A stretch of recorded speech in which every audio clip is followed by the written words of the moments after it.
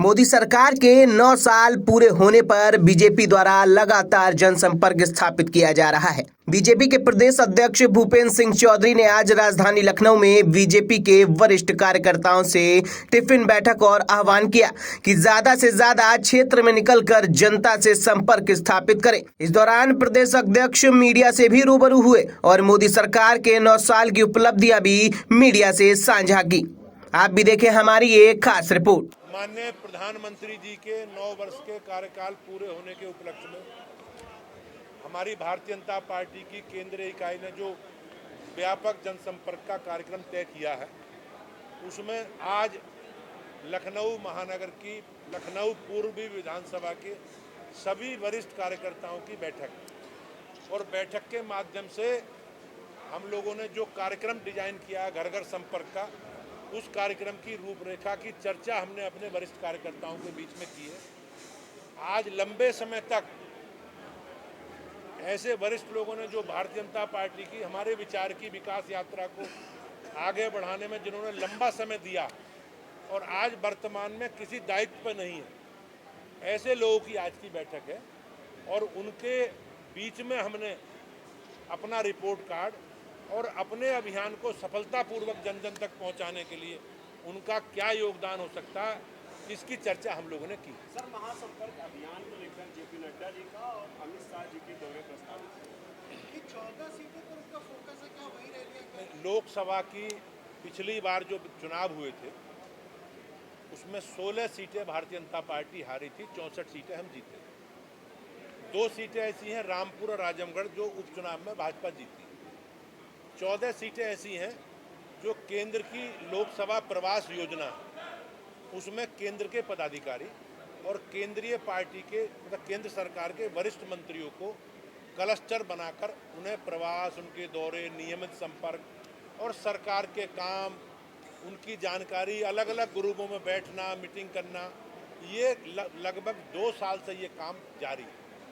पूरे देश में 180 सीटें हमने चिन्हित की है, हमने मतलब पार्टी ने केंद्रीय, उसमें 14 उत्तर प्रदेश और 14 सीटों में 12 सीटें ऐसी हैं जो पिछली बार 2014 में भाजपा जीती थी, लेकिन पिछली बार 19 में नहीं जीत पाई। तो एक तो वो है, तो उसमें अभी कुछ तय नहीं है, लेकिन ऐसी संभावना है कि माननीय राष्ट्रीय अध्यक्ष जी का और माननीय गृह मंत्री जी का प्रवास उन्हीं लोकसभा सीटों में लगेगा। अभी कोई तय नहीं है, लेकिन माननीय प्रधानमंत्री जी का एक वर्चुअल कार्यक्रम बड़ा हमें सभी बूथों पर सुनना है। सर, अखिलेश यादव जी लगातार कह रहे हैं कि टिफिन बैठके बच्चे करते हैं, तमाम तरह के इवेंट कर रहे हैं आपके महासंपर्क, और उन्होंने ये भी कहा 80 सीटें जीतेंगे इस बार।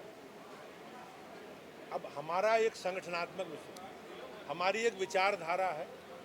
हमारे लिए ये सौभाग्य का अवसर है कि हम अपने बुजुर्गों के लिए जिस परंपरा को हम लोग आगे बढ़ा रहे हैं, जिन लोगों ने इस विचार को, यात्रा को एक बड़ी ताकत दी है, लंबा समय उन्होंने हमारे विचार को स्थापित करने में राजनीतिक क्षेत्र में लगाया है, उन वरिष्ठ कार्यकर्ताओं के साथ बैठक है।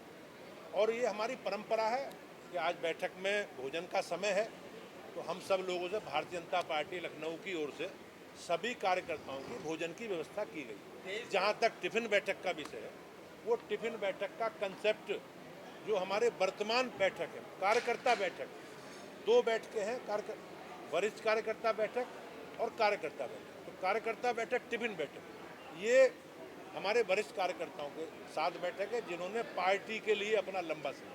लेकिन आप टिफिन बैठक से उनको क्या दिक्कत है? आप टिफिन बैठक करें, बुफे करें, उनसे क्या मतलब? हमारा एक वैचारिक आधार पर चलने वाला संगठन, भारतीय जनता पार्टी विचारधारा से जुड़े लोगों का एक समूह है, एक कार्यकर्ता आधारित हमारा जन संगठन है। तो हमारे लिए अपने जो पुराने लोग जो वर्तमान में संगठन की व्यवस्था में नहीं, हमें उनका भी सम्मान करना है। जो वर्तमान हमारे कार्यकर्ता हैं, उन कार्यकर्ताओं को भी अपनी जो हमारा कार्यक्रम है, हमारे एजेंडे हैं, उसके आधार पर आगे बढ़ना है। तो हमें अपने पूरे परिवार को सहज में रख के चलना है और अब भाजपा परिवार भाव से चलती है और उसी का ये स्वरूप है कि हम लोगों को बुला रहे हैं, सम्मान से चाय पिला रहे हैं, भोजन करा रहे हैं, सारी हमारी परंपरा है। टिफिन बैठक का कंसेप्ट ये है कि जो लोग घरों से टिफिन लेकर आ रहे हैं और हम मिलजुल कर एक दूसरे का टिफिन खा रहे हैं।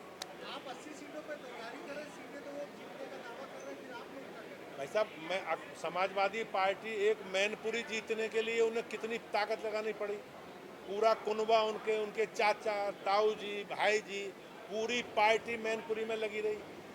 अब अगर जब लोकसभा के चुनाव होंगे तो मैनपुरी में ज़्यादा ताकत लगानी पड़ेगी, और जगह क्या करेंगे? जी, अखिलेश यादव कह रहे हैं कि अभी तक हम सॉफ्ट हिंदुत्व पे थे, अब हार्ड हिंदुत्व पे तो चलेंगे। अब वो स्वामी प्रसाद जी से बात करनी चाहिए। स्वामी प्रसाद जी पिछले उनकी पार्टी के बड़े नेता हैं, राष्ट्रीय पदाधिकारी हैं। वो किस प्रकार से हमारे धार्मिक ग्रंथों के बारे में, महापुरुषों के बारे में, साधु संतों के बारे में किस प्रकार की टिप्पणी है।